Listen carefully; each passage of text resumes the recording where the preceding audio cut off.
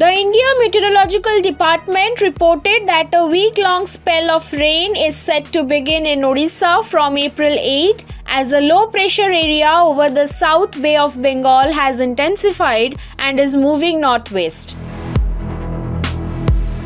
The system formed under a cyclonic circulation is expected to bring light to moderate showers across various parts of the state, offering relief from the recent heat wave.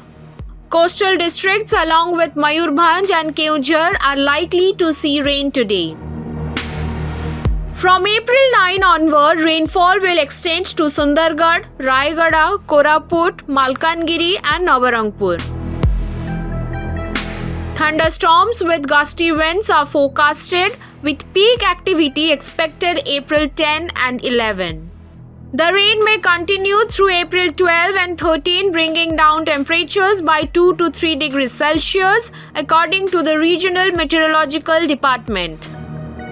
Despite the forecast, many regions experienced extreme heat Monday, with Angul recording 42.7 degrees Celsius, followed by Boudh with 41.8 degrees Celsius, Jharsuguda 41.6 degrees Celsius and Titilagarh 41.5 degrees Celsius.